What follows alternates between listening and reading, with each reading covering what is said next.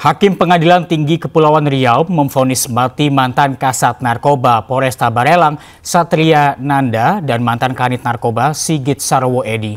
Keduanya divonis mati setelah sebelumnya divonis seumur hidup di Pengadilan Negeri Batam.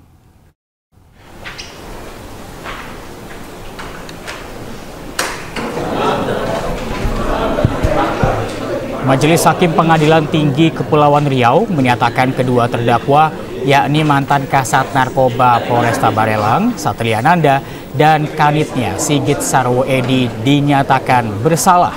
Majelis Hakim kemudian memutuskan mengubah vonis kedua terdakwa dari awalnya seumur hidup menjadi pidana mati.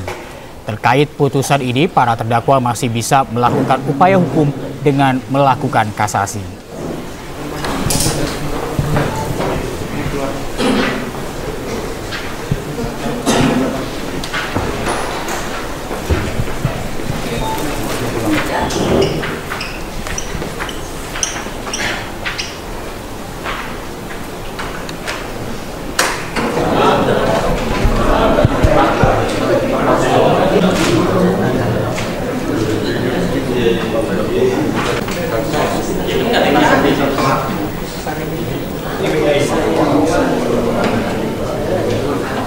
Hadirin sidang pengadilan yang kami hormati.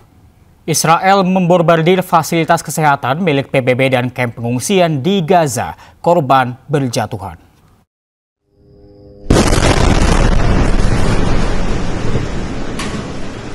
Detik-detik serangan udara Israel yang menargetkan sebuah klinik milik UNRWA atau Lembaga Bantuan untuk Pengungsi Palestina PBB di Sheikh Radwan, Gaza Barat terekam kamera warga.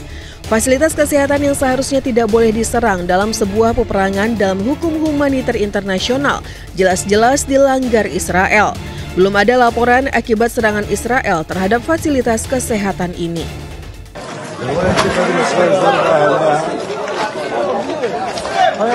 Sementara di Gaza Tengah, Israel juga membombardir sebuah kamp pengungsian baru di utara Nuseirat. Akibat serangan udara ini, sejumlah warga yang tengah menderita kelaparan menderita luka-luka. Warga pengungsi lain berusaha mengevakuasi korban terluka.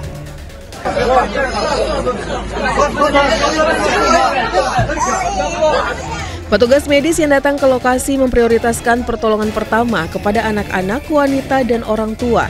Petugas kesehatan Gaza belum merilis dampak serangan udara Israel di kamp pengungsian yang dihuni warga sipil Gaza ini. Namun sejak pecah perang Oktober 2023, setidaknya sudah 60.000 warga Gaza tewas dan ratusan ribu terluka. 20 warga Gaza tewas tertimpa truk bantuan yang terbalik. Israel diduga sengaja mengarahkan truk bantuan melewati jalan tidak aman hingga membahayakan warga yang kelaparan.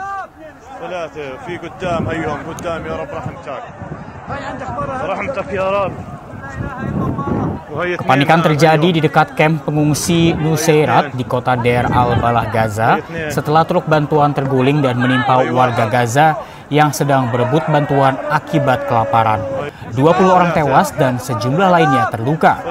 Meski Israel melonggarkan blokade bantuan kemanusiaan, sejauh ini baru 674 truk yang berhasil masuk ke Gaza, sementara untuk menghidupi 2 juta warga Gaza, menurut otoritas tempat, dibutuhkan 600 truk bantuan setiap harinya.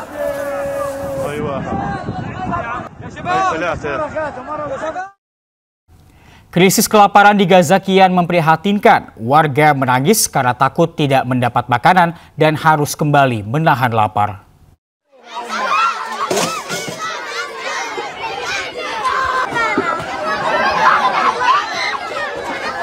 Pemandangan warga Gaza yang menangis histeris saat antri bantuan makanan dari dapur relawan menjadi pandangan sehari-hari. Warga khawatir tidak bisa membawa pulang semangkuk makanan untuk keluarganya di rumah. Rumah Sakit Gaza mencatat sedikitnya 8 orang tewas akibat kelaparan dalam 24 jam. Jumlah warga yang meninggal karena malnutrisi menjadi 188 orang.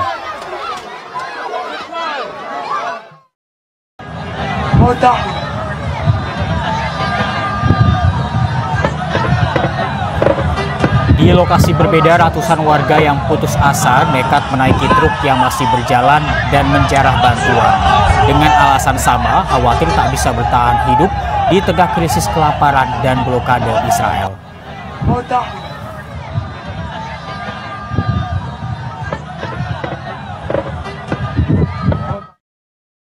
Warga Gaza mengalami krisis yang berat akibat pembatasan masuknya bantuan yang dilakukan Israel. Bukan cuma makanan, kain kafan pun sulit didapatkan warga Gaza.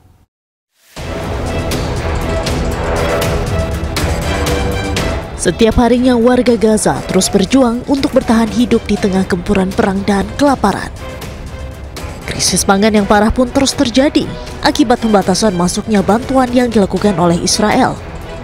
Tak hanya makanan, kain kafan pun tak bisa didapat oleh warga Gaza yang meninggal dunia. Akibatnya terlihat pemandangan yang tak biasa di rumah sakit Gaza.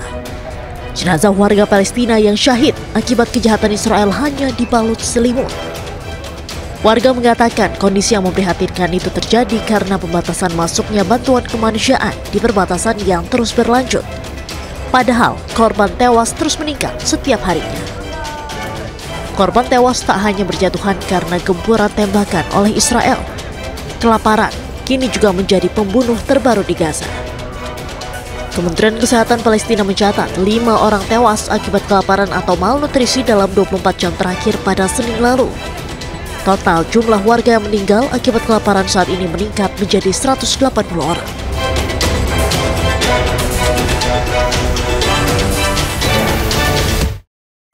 Di tengah krisis kelaparan di Gaza, Presiden Amerika Serikat Donald Trump menyatakan keputusan Perdana Menteri Israel mencaplok Gaza sepenuhnya tergantung Israel.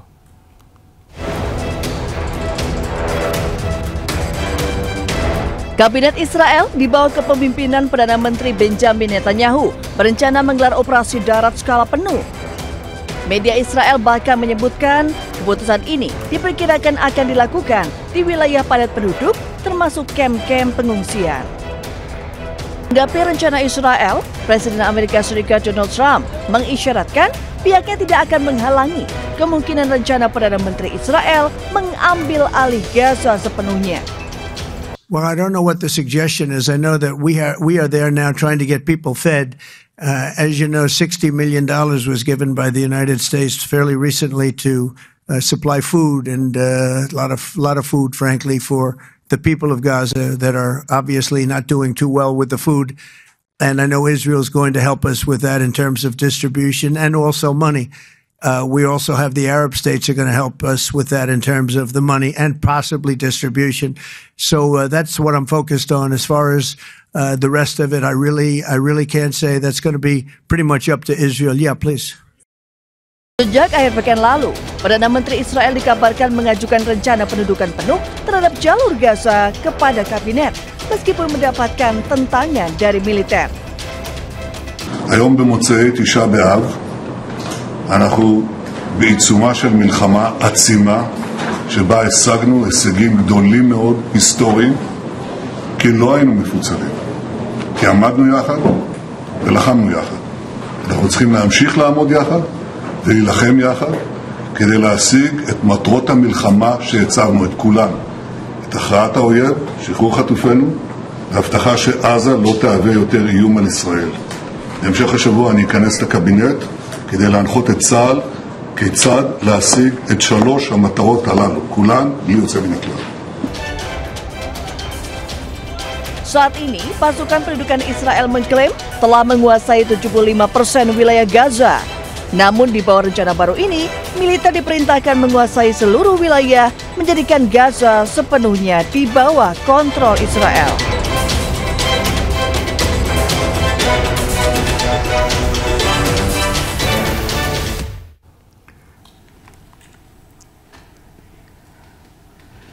Ditemani kuasa hukumnya, Ridwan Kamil datang ke gedung Bareskrim Mabes Polri untuk melakukan tes DNA. Ridwan Kamil enggan memberikan keterangan pada awak media dan langsung masuk ke dalam gedung. RK bakal melakukan tes DNA untuk membuktikan soal tudingan perselingkuhan dengan Lisa Mariana. Kuasa hukum sebelumnya menyebut RK siap menghormati setiap proses hukum yang ada.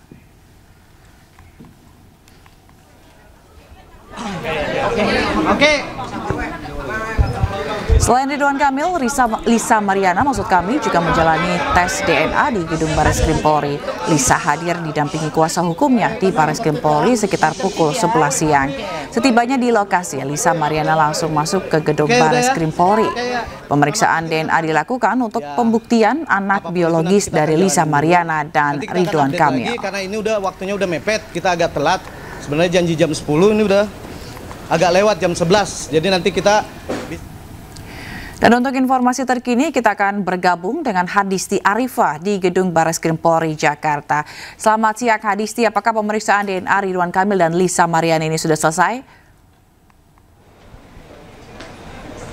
Ya, baik Zila dan juga pemirsa, tadi sekitar pukul 10:45 waktu Indonesia Barat, Lisa Mariana sudah tiba di gedung Bareskrim Polri. Sebelumnya juga mantan Gubernur Jawa Barat Ridwan Kamil juga sudah tiba lebih awal sekitar pukul 9 waktu Indonesia Barat, dan tadi keduanya datang bersama dengan kuasa hukumnya. Kalau Lisa tadi juga bersama dengan sang anak, dan saat ini keduanya ini sudah berada di dalam gedung Bareskrim Polri untuk tentunya mengikuti rangkaian ataupun prosedur tes DNA yang digelar hari ini sebagai pembuktian terhadap isu atau dugaan perselingkuhan antara keduanya, sekaligus juga pembuktian ayah biologis dari anak yang dilahirkan oleh Lisa Mariana yang selama ini diklaim oleh Lisa adalah Ridwan Kamil. Memang tes DNA ini merupakan babak baru dari perseteruan keduanya, di mana hari ini yang akan melakukan tes DNA ini tidak hanya Ridwan Kamil saja, namun juga ada pihak lain dari Lisa Mariana sendiri dan juga sang anak, di mana nantinya juga tes DNA ini akan dipantau oleh kedua belah pihak, baik pihak pelapor dan juga pihak terlapor, karena memang Ridwan Kamil sebelumnya ini selalu membantah tudingan dari Lisa Mariana ini, dan kemudian juga melaporkan Lisa Mariana ini terkait atas pencemaran nama baik, sehingga setelah pelaporan itu masuk, inilah tes DNA inilah kemudian dilakukan sebagai bentuk proses pembuktian dari laporan yang dilayangkan oleh Ridwan Kamil. Kemudian juga selain kedua belah pihak, nantinya juga proses tes DNA ini juga akan dipantau ataupun juga di bawah pengawasan lembaga resmi, yang mana ini adalah Bareskrim Polri sendiri, kemudian juga dari Komisi Perlindungan Anak, untuk memastikan adanya objektivitas, kemudian juga transparansi hasil hingga perlindungan anak.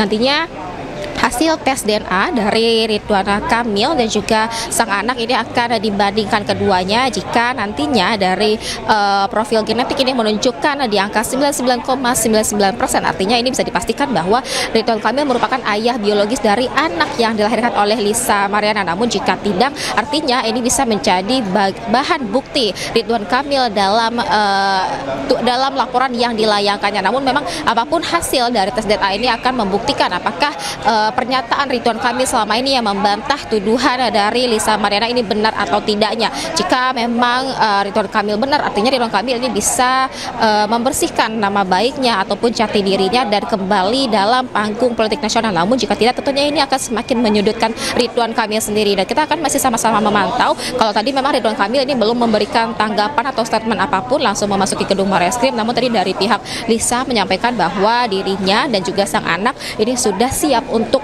mengikuti proses tes DNA hari ini dan juga langsung memasuki gedung Bareskrim Polri sendiri. Nah, kalau terkait prosedur tes DNA ini memang biasanya yang akan diambil adalah dari air liur ataupun darah ataupun juga rambut, dan dari prosedur hari ini dari kasus ini nantinya akan diambil sampel dari ketiganya. Ini berdasarkan juga prosedur medis steril dan juga terstandarisasi, dan kita akan masih sama memantau apakah nanti seperti apa hasilnya dan sampel apa yang diambil dari ketiganya. Kemudian juga tentunya kita akan menunggu pernyataan dari Ridwan Kamil sendiri dan juga dari Lisa Mariana. Zila. Baik, terima kasih atas laporan Anda. Hadisti Arifah langsung melaporkan dari Gedung Bareskrim Mabes Polri. Selamat bertugas kembali.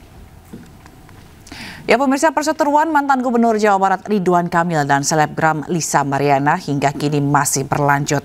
RK, Lisa dan putri dari Lisa menjalani tes DNA untuk membuktikan ayah biologis dari anak Lisa Mariana tersebut.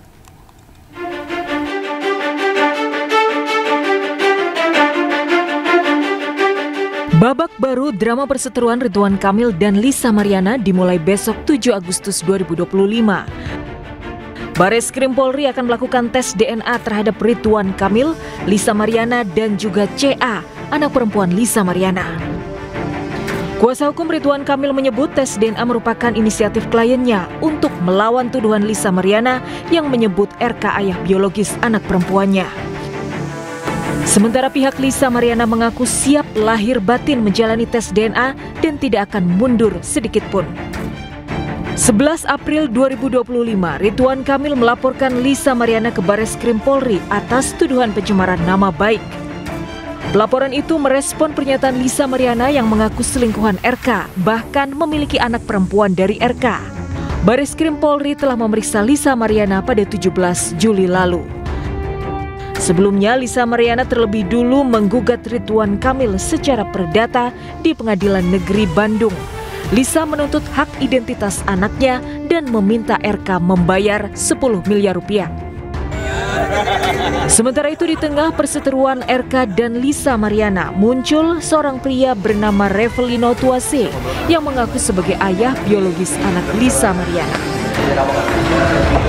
Jadi siapa ayah biologis anak Lisa Mariana? Kita nantikan babak baru tes DNA RK Lisa besok. Tim Liputan iNews melaporkan. Kebakaran apartemen di Sawah Besar, Jakarta Pusat membuat sejumlah penghuni panik berhamburan keluar menyelamatkan diri. Penyebabnya diduga korsleting listrik.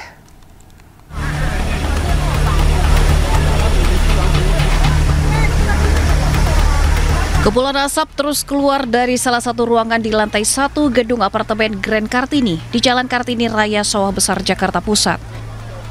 Api dengan cepat membakar seluruh bangunan di dalam ruangan yang dijadikan gudang.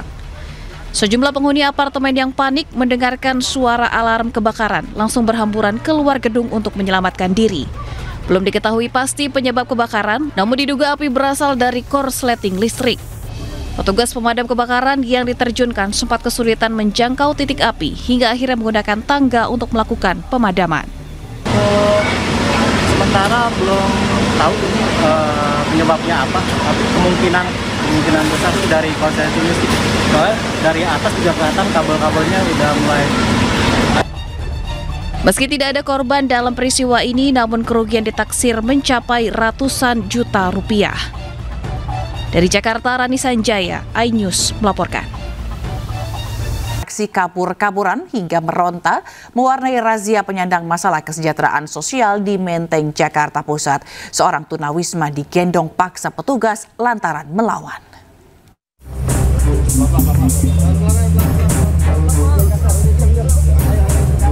Pemuda diduga gelandangan ini mencoba kabur saat akan diamankan petugas Satpol PP di Jalan Cikini Raya, Menteng, Jakarta Pusat.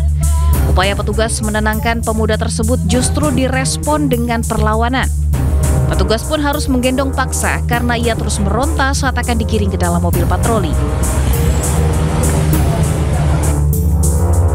Aksi langkah 1000 juga dilakukan sejumlah gelandangan lain saat menyadari kedatangan petugas di kawasan Gondang Dia. Meski telah berusaha agar bisa lolos dari cengkraman petugas, namun sayang usaha mereka sia-sia. Razia digelar petugas gabungan demi mensterilkan kawasan jantung ibu kota dari maraknya keberadaan PMKS di jalanan. Dari sasaran kita yang pertama yaitu jupir, Pauga, dan Opang. Yang pertama itu yang kita amankan ada 9, 5 parkir dan 4 PMKS. Usai didata, 9 orang penyandang masalah kesejahteraan sosial dibawa ke Panti Sosial Kedoya untuk diberikan pembinaan. Dari Jakarta, Rani Sanjaya, iNews melaporkan. Pemirsa, 6 pipa baja berukuran besar terlepas dari ikatannya di mobil yang sedang melaju di Jalan Layang Tol Pelabuhan Penjaringan, Jakarta Utara. Akibatnya pipa baja terjatuh menimpa 4 kios dan melukai 5 orang.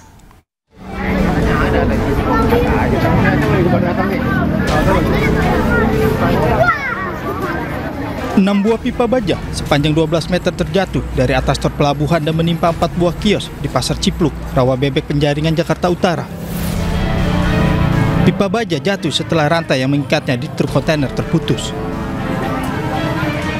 4 buah kios hancur tertimpa pipa, sementara 5 orang pemilik dan penjaga kios mengalami luka-luka akibat tertimpa reruntuhan kios. Tiba-tiba lagi 3 warung tuh, tiba-tiba kedengar suara kerudung, saya langsung masuk ke kolong meja, lari itu, tiba-tiba tuh tahu pipa jatuh, ya dari atas. Itu abang lagi gimana posisinya? Lagi duduk berdua ini sama ini. Ketimpa? Dan sempat ketimpa nggak? Langsung kayu doang, paling kayu warung. Kayu warung. Usai peristiwa, sopir truk kontainer dibawa petugas ke Polsek Penjaringan Jakarta Utara untuk dilakukan pemeriksaan. Sementara kelima korban dibawa ke klinik terdekat untuk mendapatkan perawatan. Dari Jakarta, Sofian, iNews melaporkan.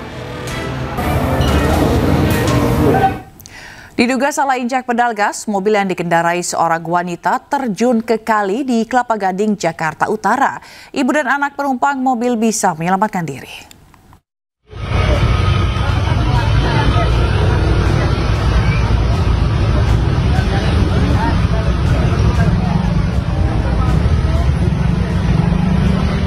Sebuah mobil yang dikendarai seorang wanita terjun ke aliran kali di Jalan Hibirida, Kelapa Gading, Jakarta Utara, Selasa siang. Dibantu sejumlah warga, pengemudi dan anak yang berada di dalam mobil berhasil dievakuasi keluar dengan selamat. Menurut saksi, mobil awalnya akan diparkirkan, namun diduga karena salah injak pedal gas, akhirnya mobil meluncur ke depan dan tercebur. Mau parkir, udah selesai lurus, ibu aturan mundur langsung ngegas ke depan, langsung kejebur. Udah begitu aja. Nah, di dalam ada yang punya mobil, ibu sama anaknya yang masih TK, cuman tidak apa-apa, masih sehat. Beruntung tidak ada korban jiwa dalam peristiwa ini dan mobil berhasil dievakuasi dari dalam aliran kali serta langsung dibawa ke Satelaka Lantas wilayah Jakarta Utara. Dari Jakarta, Sofian Firdaus, iNews melaporkan. Mantan Mendikbudristek Nadiem Makarim memenuhi panggilan Komisi Pemberantasan Korupsi dalam kasus dugaan korupsi terkait Google Cloud di Kemendikbudristek.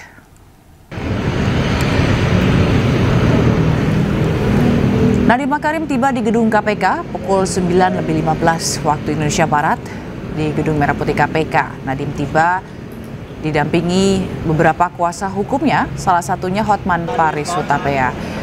Saat tiba, Nadiem enggan memberikan keterangan soal pemeriksaannya hari ini di KPK. Dalam perkara ini, KPK sudah meminta keterangan dari sejumlah pihak, diantaranya mantan CEO PT Gojek dan Tokopedia, Andre Sulistyo, dan pemegang saham Melisa Siska Juminto. KPK mengungkapkan dugaan korupsi pengadaan Google Cloud di Kemendikbudristek terjadi saat pandemi COVID-19. Nanti ya.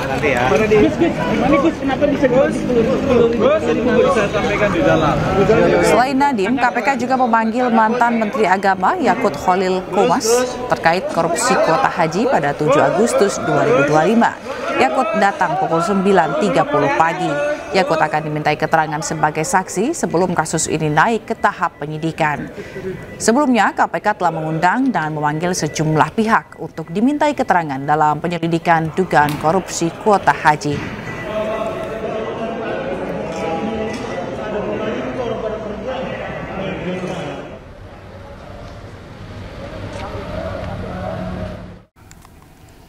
Dan untuk mengetahui informasi terkini, kita akan bergabung dengan Henry Aprila di Gedung KPK Jakarta. Selamat siang Henry, bagaimana proses pemeriksaan Nadiem Makarim dan Yakut Khalil?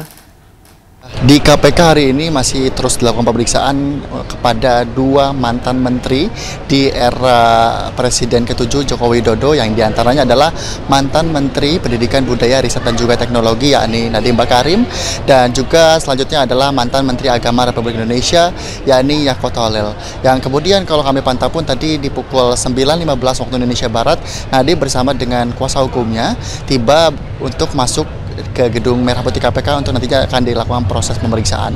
Dan kemudian juga untuk Yakut Khalil ini kalau kami pantau tiba di pukul 9.25 waktu Indonesia Barat bersama kuasa hukum untuk nantinya juga masuk untuk dilakukan proses pemeriksaan.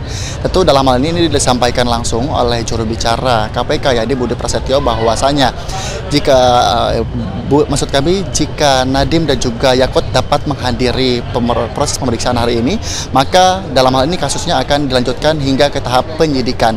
Karena dalam hal ini Nadiem dan juga Yakut sendiri diperiksa oleh KPK untuk nantinya akan dilakukan proses penyelidikan terhadap kasus-kasus yang melibatkan Nadiem dan juga Yakut sendiri. Karena kalau untuk Nadiem sendiri, Zila, ini berkaitan dengan dugaan korupsi Google Cloud, dan kemudian kalau untuk Yakut sendiri ini berkaitan dengan dugaan korupsi kuota haji. Namun juga kembali kami sampaikan bahwa pihak dari KPK, yakni PLT Deputi, maksud kami pada saat pelaksanaan tugas ya, ini Deputi Penindakan dan Eksekusi KPK, yakni Asep Guntur Rahayu, yang menyampaikan bahwa tentunya pihak KPK akan menelusuri terkait dengan Google Cloud sendiri, karena ini merupakan proses pembayaran yang tentunya akan diselidiki oleh pihak KPK. Karena mengingat kalau untuk kasus Nadiem sendiri, ini terkait dengan penggadaan Chromebook, ini sudah ditangani oleh pihak Kejaksaan Agung yang terus bergulir hingga sampai sejauh ini pun informasi yang kami terima dari pihak KPK sudah memeriksa sejumlah saksi untuk Nadiem Makarim. Salah satunya adalah staf khusus Nadiem Makarim, yakni Fiona Handayani, yang sudah diperiksa sejak sejak tanggal 30 Juni 2025, dan kemudian juga beberapa saksi lainnya, yakni ex-CEO Goto, yakni Andre Sulistio, dan juga pemilik Goto, yakni Melisa Siska Juminto. Nah, terkait dengan kasus yang melibatkan mantan Menteri Agama, yakni Yakut Holil, ini berkaitan dengan dugaan korupsi kuota haji yang memang sebelumnya ini informasi yang kami dapatkan bahwa Yakut Holil ini melakukan korupsi ataupun dugaan korupsi terhadap kuota haji. Memang sebelumnya kalau untuk kuota haji sempat ada penambahan yang sebelumnya 8% untuk haji khusus dan kemudian 92% untuk haji reguler.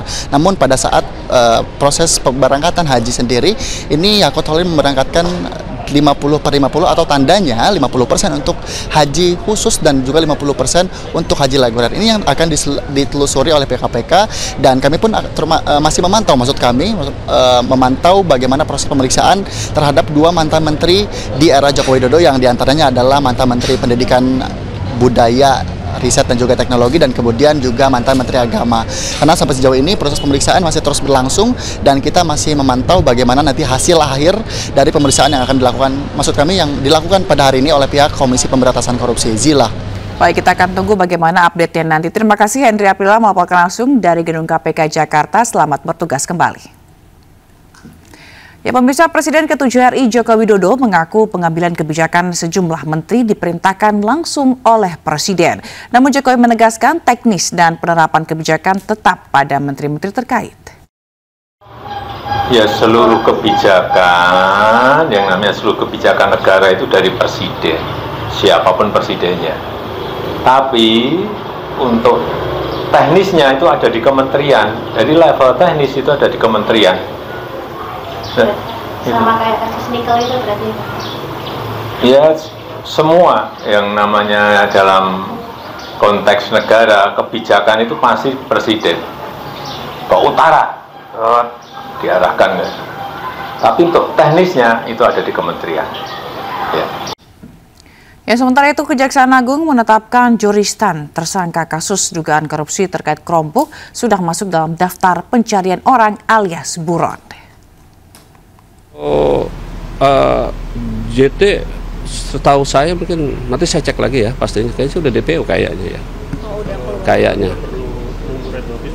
Udah tutup dong, itu DPO itu bagian dari persyaratan nanti untuk dilengkapi oleh Dan informasi lainnya, pemirsa, di sejumlah daerah mural One Piece sudah ditutup cat putih.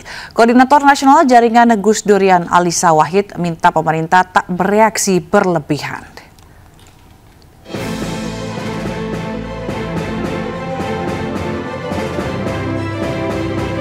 Jelang HUT ke-80 RI, muncul mural One Piece di kawasan Sawangan, Depok, Jawa Barat.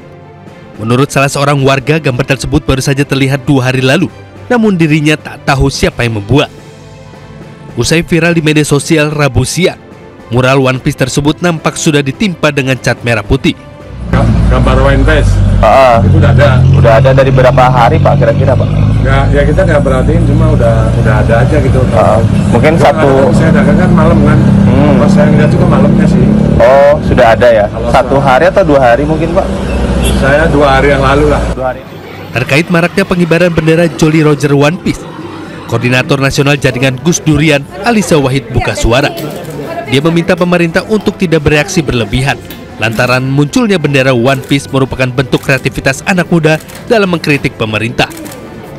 Yang penting 10 cm di bawah bendera merah putih kan paling gitu ya. Gitu. Ya udah, ini ekspresi kreatifnya anak-anak. Kita harusnya bersyukur anak-anak mudanya kreatif, memberikan kritik itu dengan cara yang tidak menimbulkan keonaran gitu ya, atau kerusakan. Sebelumnya viral di media sosial, bendera karakter bajak laut dari manga One Piece berkibar di sejumlah daerah, mulai dari atap rumah warga hingga kendaraan di jalan raya. Fenomena tersebut lantas dikaitkan dengan ekspresi kekecewaan warga terhadap kondisi bangsa Indonesia saat ini. Tim Liputan iNews melaporkan. Pasca viral, pemerintah pastikan tidak ada razia bendera One Piece. Pemerintah pun terbuka dengan kritikan masyarakat atas kinerjanya. Enggak ada masalah, kalau makna kritik kan kita sangat terbuka. Pemerintah sangat terbuka, dan kita menyadari kok. Kita menyadari bahwa memang masih banyak pekerjaan rumah, ya, masih banyak yang harus kita perbaiki. Masih ada juga kita mau merazia, mau apa. Sementara Menteri Pertahanan Syafri Samsudin tidak mempermasalahkan fenomena penyebaran bendera One Piece asalkan bendera One Piece tidak dipasang di bawah sangsaka merah putih. Kita sebagai bangsa harus berpikir jernih. Ini kan kemerdekaan direbut dengan darah, keringat dan air mata. Itu bendera merah putih dijahit oleh Ibu almarhum Megawati Soekarno. Nah, ini terus ada lagi bendera. Ya apa sih benderanya?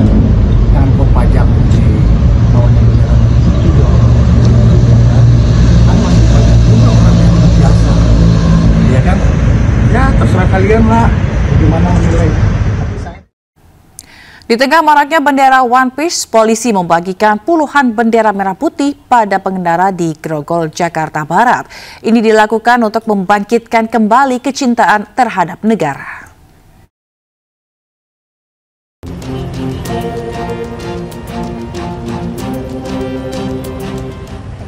Dalam rangka menyambut Hari Kemerdekaan ke-80 Republik Indonesia, Satlantas Polres Metro Jakarta Barat membagikan puluhan bendera merah putih ke pengendara yang melintas di Jalan Letjen S. Parman, Grogol, Jakarta Barat.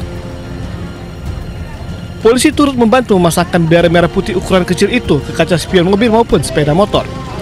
Tidak ada penolakan dari pengendara yang kendaraannya dihentikan polisi. Tapi tetap harus konsentrasi, ya, mengisi kemerdekaan, bawa truk buat ekonomi keluarga, betul nggak? Betul. Sekali merdeka tetap merdeka. Jangan pasang bendera lain gitu. Jangan pasang bendera lain ya, yang golok. Bendera merah putih kan? Ini cuma satu doang. Iya, apa benderanya? Merah putih. Merah putih. Ya seneng sih. Nah belakangan banyak kan truk-truk yang pakai bendera One Piece. Tanggapannya Abang seperti apa nih Bang sebagai kawan-kawan truk Bang? Ya sebenarnya sih ya bagusan pakai merah putih daripada pakai bendera yang lain. Sementara itu, polisi membantah pembagian ini untuk mencegah pemakaian bendera One Piece. Hal itu dimaksudkan untuk membangkitkan kembali kecintaan warga terhadap negara. Sekitar 80 biji. Dan ini kan ini apakah terkait dengan maraknya bendera lain selain merah putih yang berkibar di kendaraan dan? Enggak. Kita membagi supaya mengingatkan jasa-jasa para pahlawan ya untuk berjuang membela tanah air kita. Itu aja. Selain untuk pengguna kendaraan, polisi juga mengajak warga untuk secara aktif mengibarkan bendera merah putih di depan rumah masing-masing sebagai bentuk cinta tanah air. Dari Jakarta, Rizky Falufi, iNews. Terdakwa TPPU pengamanan situs judi online atau Judol membacakan pledoi di Pengadilan Negeri Jakarta Selatan. Diwarnai tangisan, terdakwa kembali menyebut nama mantan Menteri Kominfo Budi Ari. Menerima, menguasai, menempatkan pentransferan pidana yang kita tidak menerima. Pengadilan Negeri Jakarta Selatan melanjutkan persidangan kasus pengamanan situs judi online dengan pembacaan pledoi dari para terdakwa di 4 klaster. mulai dari TPPU, mantan pegawai Kominfo, koordinator, dan agen. Dalam pembacaan pledoi dari klaster TPPU, terdakwa Adriana Angela Brikta istri dari Zulkarnain Apriliantoni alias Tony menangis saat melakukan nota pembelaan atas kasus yang menyeret dirinya dan suaminya. Dirinya mengaku bahwa tidak mengetahui bahwa suaminya terlibat dalam menjaga pengamanan situs judi online. Selain itu, terdakwa Adriana Angela Brikta juga membantah telah memberikan kesaksian palsu dengan menyeret nama mantan Menteri Kominfo Budi Ari saat persidangan sebelumnya. Hermawan yang boleh karena saya dapat meyakinkan suami saya untuk tidak melakukan kesaksian palsu terhadap orang yang tidak bersalah pada perkara ini seperti yang saya saksikan pada persidangan sebelumnya tentang menyeret nama Budi Ari, dan kalau saya dan suami tidak melakukannya saya akan dipenjara. Dan walaupun saya menduga apa yang terjadi pada saya saat ini adalah sebuah kriminalisasi dari para oknum, saya tidak. Ratusan sopir truk menggelar demo di Pelabuhan ASDP Ketapang, Banyuwangi, Jawa Timur untuk memprotes kemacetan dan penumpukan kendaraan yang merugikan sopir truk. Karena ujung-ujungnya kami masyarakat sopir khususnya Membentangkan kain bendera merah putih, ratusan sopir truk berjalan kaki dari Terminal Sri Tanjang menuju Pelabuhan ASDP Ketapang, Banyuwangi, Jawa Timur. Para sopir truk kesal kemacetan berkepanjangan di Pelabuhan Ketapang menimbulkan kerugian. Sopir truk bahkan harus membayar denda akibat keterlambatan pengiriman dan kerusakan barang. Mereka meminta agar pihak pelabuhan memperbaiki sistem penyeberangan. Menanggapi aksi ini, pihak pelabuhan meminta pengguna jasa penyeberangan terutama truk lebih memperhatikan beban muatan tidak lebih dari 35 ton.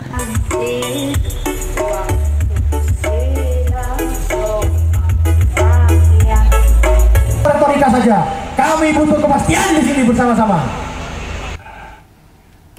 Pemirsa, Presiden Prabowo Subianto naik kereta cepat Wush untuk pertama kali sejak dilantik menjadi RI 1.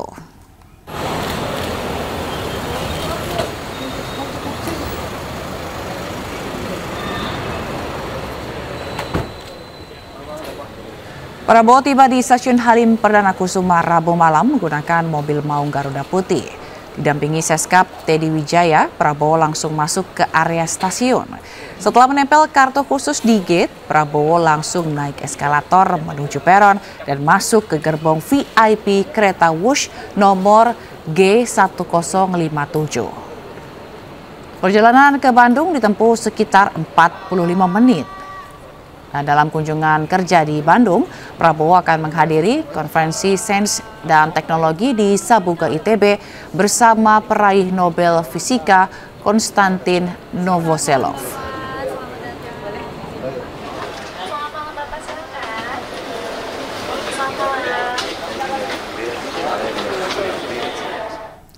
Sebelumnya, Presiden Prabowo Subianto memimpin rapat paripurna di Istana Jakarta. Dalam rapat tersebut, Presiden memberikan arahan kepada seluruh jajaran menteri dan kepala lembaga dalam Kabinet Merah Putih.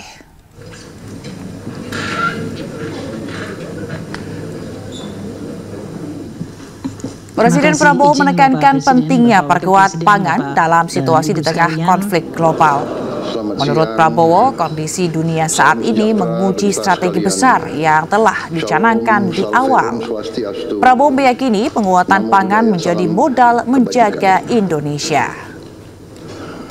Yang saya hormati, saudara, alhamdulillah dengan langkah-langkah yang cepat dan terus terang saja dengan transisi yang baik antara Presiden Joko Widodo dan saya, kita bisa dalam posisi sekarang, produksi pangan kita bisa saya sampaikan berada dalam kondisi yang aman dan kuat. Pemirsa, pemberian abolisi kepada Tom Lembong dan amnesti kepada Hasto Kristianto serta terpidana lain memicu sejumlah warga juga menuntut keadilan.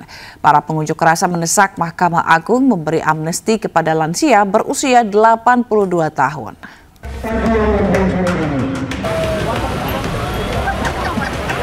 Sejumlah warga yang didominasi lansia menggelar aksi unjuk rasa di depan gedung Mahkamah Agung Jalan Medan Merdeka Utara, Gambir, Jakarta Pusat.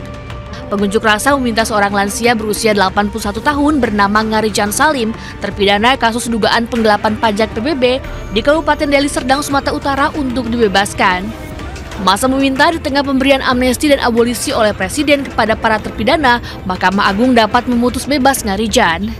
Hadirnya saat ini pemerintahan Pak Prabowo yang memberikan amnesti kepada mereka yang mendapatkan keadilan, saya pikir ini momentum yang pas bagi kita, bagi masyarakat Indonesia untuk bisa mendapatkan keadilan.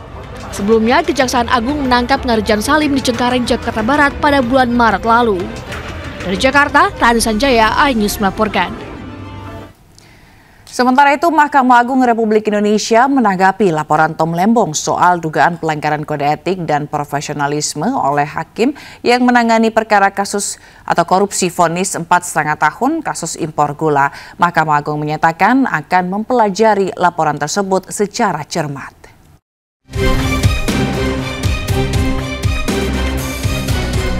Mahkamah Agung Republik Indonesia menanggapi laporan Tom Lembong soal dugaan pelanggaran kode etik dan profesionalisme oleh hakim yang menangani perkara korupsi vonis 4,5 tahun kasus impor gula. Mahkamah Agung menyatakan akan mempelajari laporan tersebut secara cermat untuk menentukan perlu atau tidaknya klarifikasi terhadap 3 hakim yang memvonis Tom Lembong. Sementara terkait dugaan pelanggaran sertifikasi Hakim Tipikor, Mahkamah Agung menegaskan hakim yang menangani perkara itu telah mengantongi sertifikasi resmi sebagai Hakim Pengadilan Tipikor.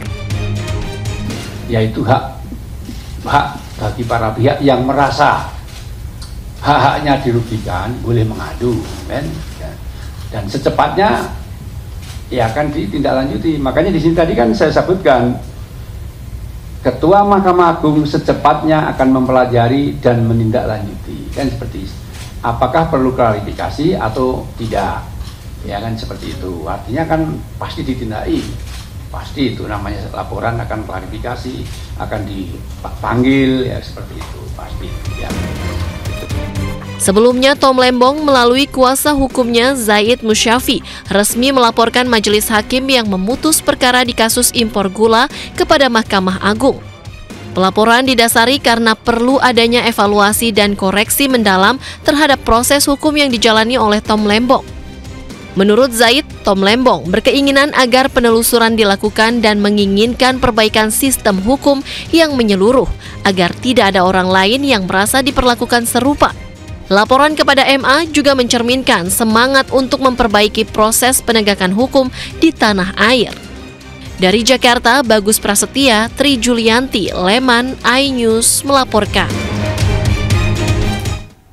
Pemberian abolisi dan amnesti bagi Hasto Kristianto dan Tom Lembong sekaligus memunculkan isu akan adanya reshuffle kabinet. Reshuffle diisukan akan terjadi setelah peringatan kemerdekaan RI. Dan berikut dialog program Rakyat Bersuara yang dipandu oleh Aiman Wicaksono. Saya lihat begitu aja tuh. Sekarang tinggal kita lihat kalkulasi setelah tanggal 17 Agustus. Pasti akan ada radical break. Maksudnya? Saya mau bilang reshuffle nggak enak, saya pakai istilah agak absurd lah, radical break. Gitu. Kan mesti begitu konsekuensinya kan. Reshuffle yang radikal?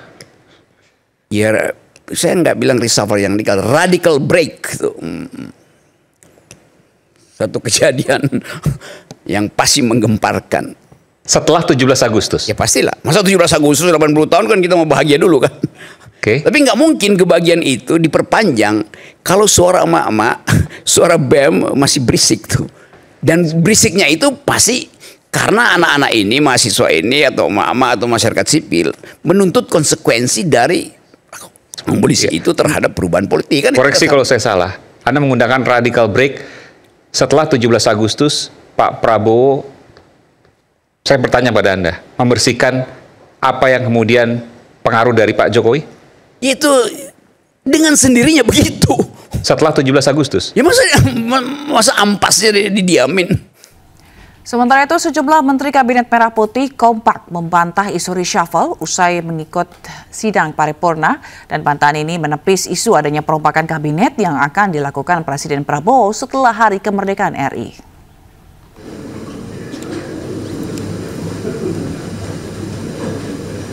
Sejumlah Menteri Kabinet Merah Putih menepis isu reshuffle yang bergulir dalam beberapa hari terakhir. Pernyataan ini dikemukakan usai sidang Kabinet Paripurna di Istana Kepresidenan Jakarta. Dalam sidang kabinet, Presiden Prabowo disebut-sebut sudah puas dengan kinerja para menteri. Menko Infrastruktur Agus Harimurti Yudhoyono mengatakan bahwa fokus para menteri Prabowo saat ini adalah mencapai program prioritas pemerintah dan menjaga kekompakan kabinet. Sementara Menko Pangan Zulkifli Hasan enggan menanggapi isu reshuffle ini. Terima kasih izin Bapak Presiden. Karena beliau senang dan happy dengan kinerja menteri-menterinya, semua solid. Terima kasih ya. Komentar di situ ya, yang jelas. Tapi benar. Prerogatif Presiden itu mutlak ya, terkait dengan itu semuanya, dan beliau hanya ingin menyampaikan kepada kita semua terus bekerja dengan fokus. Beliau mengapresiasi teamwork yang semakin solid. 10 bulan pertama pemerintahan di Kabinet Merah Putih ini tentu dengan segala dinamika dan juga segala tantangan yang dihadapi, tetapi beliau menyampaikan sejauh ini kita di track yang benar dan ada. Tanya Pak Anu lah, tanya Pak Hasan. Dari saya kan orang partai nggak enak. Ya tanya aja beliau. Ya. Tapi benar berarti ya Pak? Tapi benar ya Pak? Kan Pak Hasan ikut rapat tadi. Nah, tapi Bapak mendengar juga ya Pak? Ya kalau perlu Anu tanya Pak Anu lah, tanya Pak. Seorang siswi SMA di Sawah Besar, Jakarta Pusat nyaris diculik oleh dua pria tak dikenal. Modus pelaku menawari korban uang dan pulsa serta mengajaknya masuk ke mobil.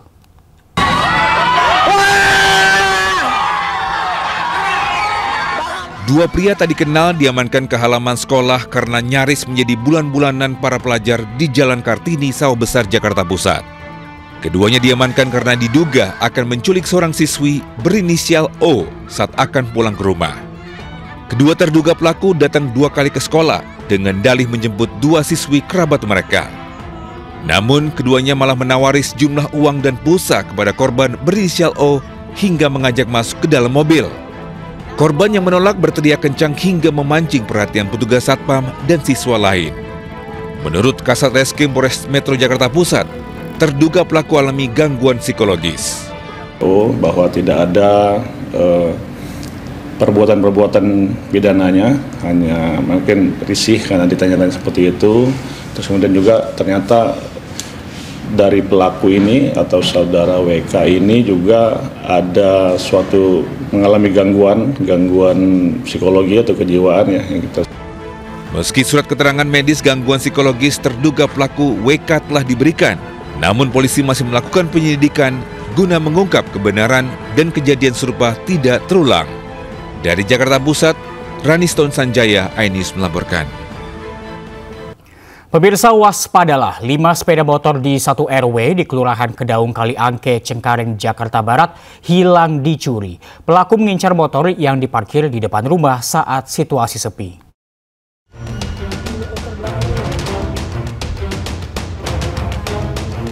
Kamera CCTV merekam aksi pelaku pencurian di RW 05 Kelurahan Kedaung Kaliangke, Kecamatan Cengkareng, Jakarta Barat. Dua pelaku sebelumnya mondar-mandir di sekitar lokasi untuk memantau situasi. Setelah itu, dalam hitungan detik, sepeda warga yang tengah terparkir dan dikunci ganda akhirnya raib. Aksi pencurian di kawasan ini kerap kali terjadi. Pelaku biasanya memanfaatkan situasi sepi, mengincar sepeda motor yang terparkir di depan rumah. Pada bulan Juli kemarin, sedikitnya 5 unit sepeda motor milik warga di RW 05 Kelurahan Kedaung Kaliangke yang raib digasak pencuri. Sejumlah warga sudah melaporkan aksi pencurian tersebut ke pihak kepolisian setempat dan berharap polisi bergerak cepat untuk menangkap para pelaku. Dari Jakarta, Rizky Falupi melaporkan. Tak hanya motor, pemirsa, kloset kamar mandi ternyata juga menjadi incaran maling. Pelaku menggasak kloset kamar mandi dari rumah kos.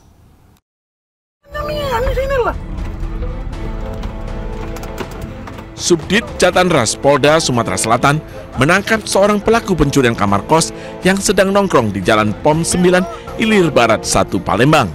Sebelumnya, pelaku membobol rumah indekos di Jalan Timur, Kelurahan Lorok Pajo, Kecamatan Ilir Barat 1.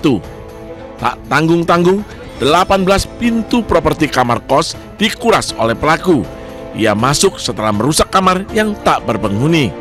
Saat polisi menggeledah kediamannya, ditemukan sejumlah barang curian, mulai dari spring bed, kloset duduk, AC, hingga pintu.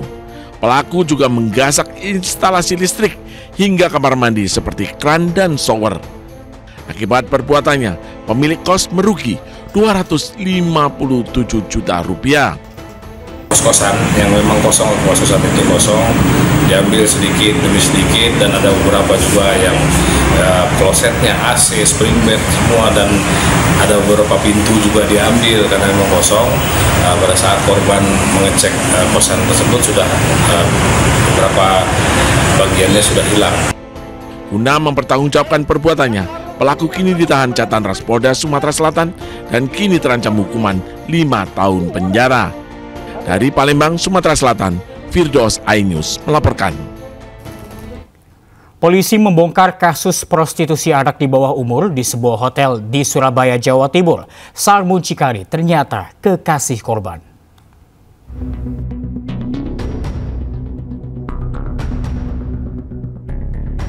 Penggerebekan ini terjadi di sebuah hotel di Jalan Kayun, Surabaya, tak jauh dari pusat perbelanjaan Delta Plaza.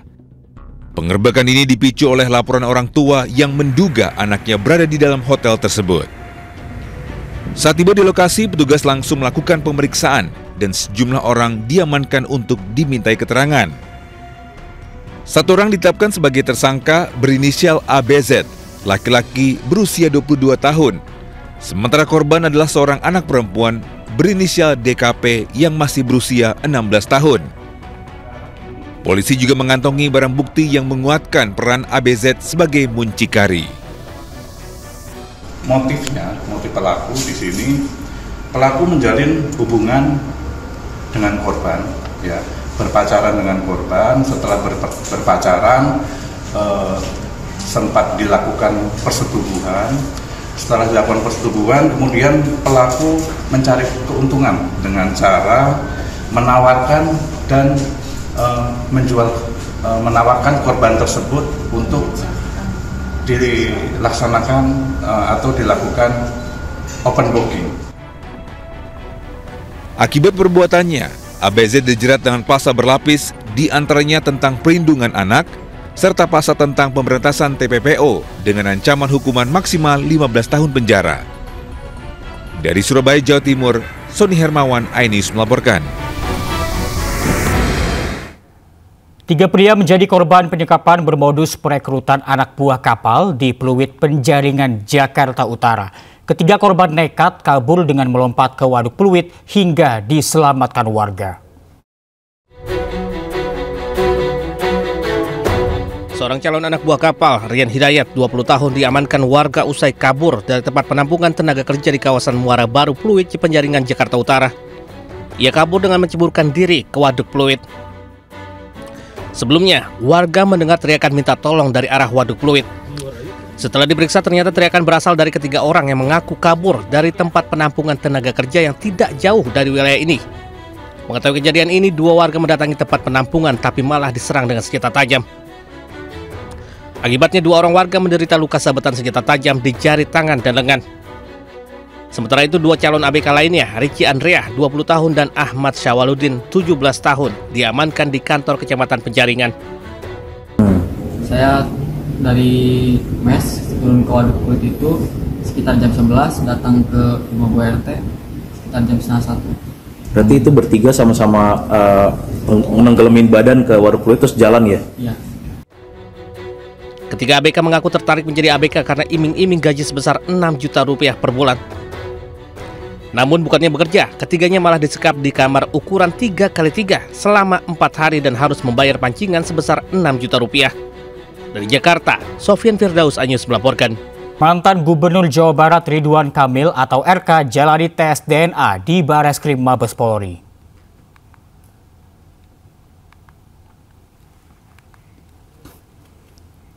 Ditemani kuasa hukumnya, Ridwan Kamil datang ke gedung Bareskrim Mabes Polri untuk melakukan tes DNA. RK melakukan tes DNA untuk membuktikan soal tudingan perselingkuhan dengan Lisa Mariana. Kuasa hukumnya menyebut RK siap menghormati setiap proses hukum yang ada.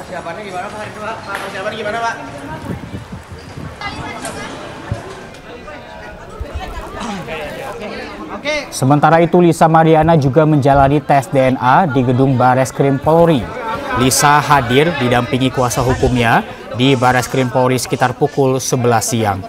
Pemeriksaan DNA dilakukan untuk pembuktian anak biologis dari Lisa Mariana dan juga Ridwan Kamil. Selamat pagi rekan-rekan. Ya.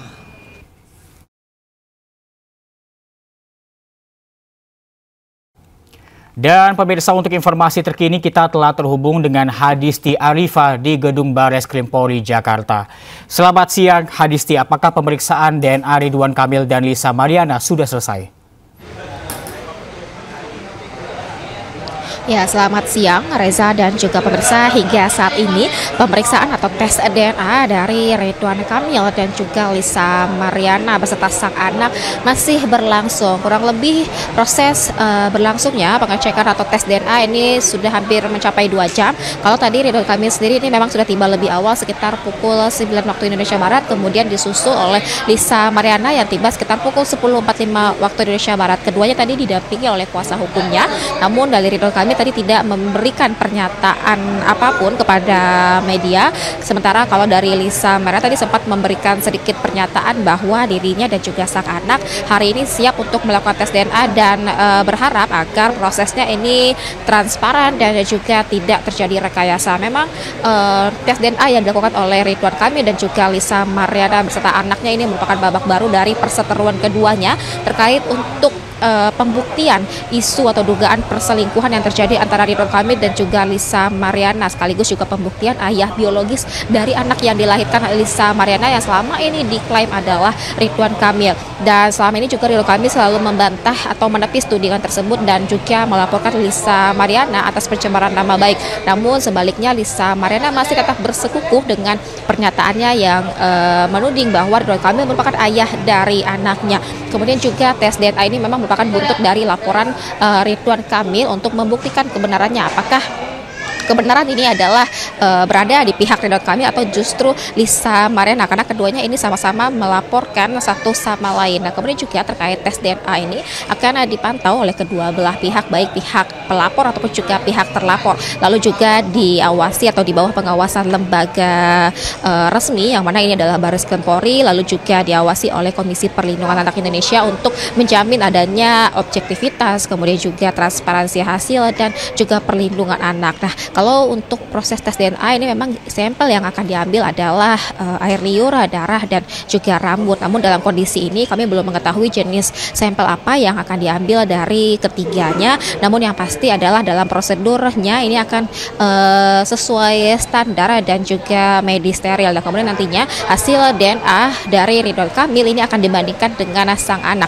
Jika profil genetik ini menyatakan 99% cocok antara Ridwan Kamil dan juga anak, artinya Ridwan Kamil merupakan ayah biologis dari anak. Namun jika tidak, artinya Ridwan Kamil selama ini dianggap benar terkait sanggahannya dalam tudingan Lisa Mariana ini. Kemudian juga tentunya apapun hasil tes DNA hari ini akan menjadi bukti untuk RK, sekaligus juga menjadi bahan penyelidikan lebih lanjut oleh pihak kepolisian tentunya, dan juga nantinya akan dibawa ke persidangan. Sehingga jika nanti dinyatakan Ridwan Kamil ini benar, artinya jika tes DNA ini tidak sesuai antara Ridwan Kamil dan juga anak, artinya Ridwan Kamil benar dan ia bisa membersihkan nama baik atau citra dirinya dan kembali dalam panggung politik nasional. Namun jika tidak, tentunya Ridwan Kamil akan semakin tersedot, dan kami akan masih tetap menunggu bagaimana hasilnya dan juga pernyataan nantinya dari kedua belah pihak, baik Ridwan Kamil ataupun juga dari Lisa Mariana. Reza.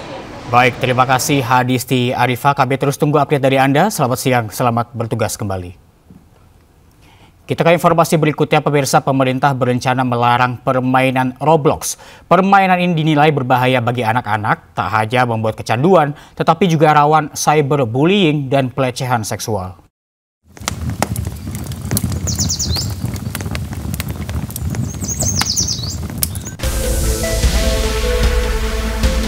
Di balik keseruannya, game Roblox menjadi sorotan Mendikdasmen. Sejumlah bahaya tersembunyi ditemukan di dalamnya. Mulai dari konten kekerasan, kecanduan digital, interaksi dengan orang asing, hingga cyberbullying. Game Roblox berbahaya bagi anak-anak yang belum mampu membedakan mana yang nyata dan rekayasa.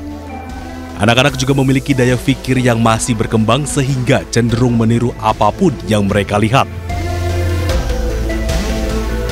Inilah yang sejak awal harus kita pandu anak-anak kita ini untuk mereka tidak mengakses informasi-informasi termasuk game-game yang mengandung kekerasan. Apalagi, mohon maaf, sebagian dari game itu juga ada sudah mulai disusupi dengan judi online dan sebagainya, sehingga karena itu maka penggunaan gawai oleh anak-anak ini semaksimal mungkin dibatasi. Kontrol orang tua sangat penting agar mereka tidak menggunakan media ini secara berlebihan. Saat ini, sejumlah negara sudah membatasi permainan Roblox. Turki telah melarang permainan Roblox sejak 2024 lalu setelah ditemukan banyaknya laporan konten seksual yang dinilai mengeksploitasi anak. Tidak hanya Turki, China dan Oman juga memblokir Roblox. Selain alasan keamanan bagi anak-anak, China menemukan permainan Roblox juga menjadi sarana spionase negara asing. Uni Emirat Arab dan Guatemala juga membatasi permainan Roblox. Game ini masih bisa dimainkan di kedua negara, namun penggunaannya dibatasi. Sementara di Korea Utara, game Roblox dilarang sepenuhnya untuk dimainkan.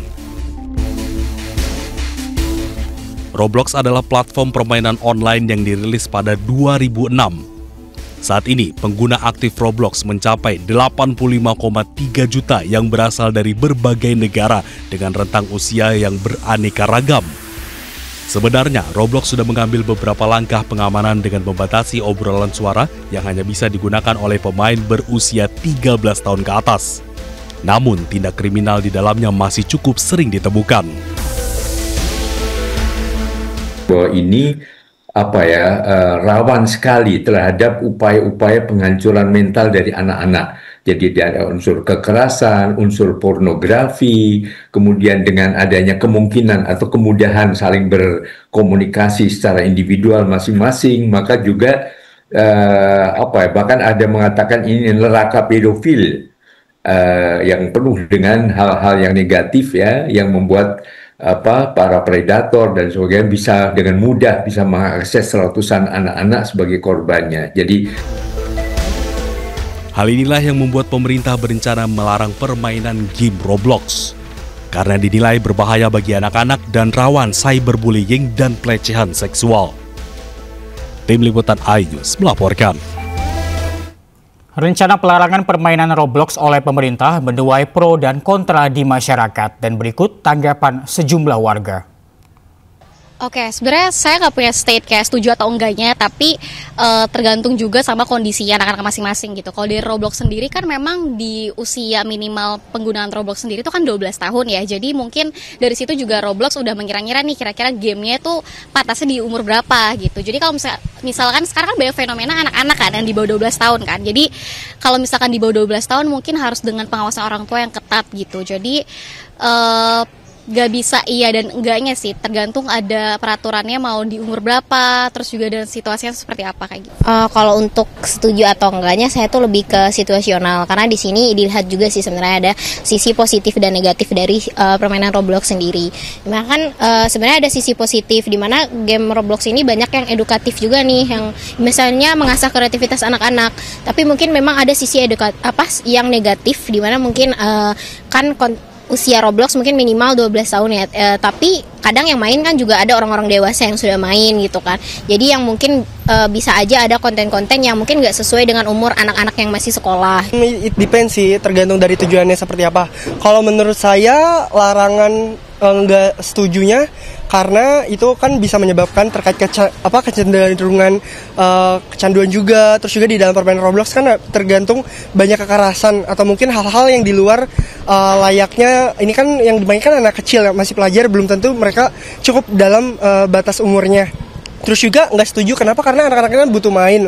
Larangan itu bukan berarti menjadi solusi gitu loh. Mungkin lebih baik dalam pengawasan orang tua, atau mungkin di set gitu sama orang tua tuh batas waktu untuk bermainnya berapa lama. Kurang lebih seperti itu sih, Kak. Para pelaku usaha harus bayar royalti jika mereka memutar musik lokal dan luar negeri di ruang komersial. Sementara itu melalui Instagram pribadinya, Ahmad Dhani menyatakan menggratiskan penggunaan lagu-lagu Dewa 19.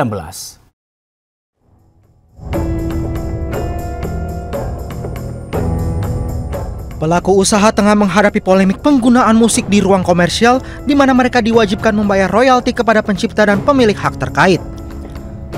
Mengenai hal itu, Ahmad Dhani melalui Instagram pribadinya menyatakan menggratiskan penggunaan lagu-lagu Dewa 19 bagi para pemilik kafe dan restoran. Ia bahkan membuka jalur komunikasi langsung melalui pesan pribadi di media sosialnya. Sebelumnya, gitaris grup band Padi Reborn Piu juga sudah buka suara. Piu meminta agar pihak kafe tidak perlu takut memutar musik lantaran pembahasan itu sudah diatur dalam Undang-Undang Nomor 28 Tahun 2014 tentang Hak Cipta. Sementara itu, Menteri Sekretaris Negara Prasetyo Hadi mengungkapkan pihak Istana Kepresidenan tengah mencari solusi terbaik terkait polemik ini. Ya, kita sedang mencari jalan keluar ya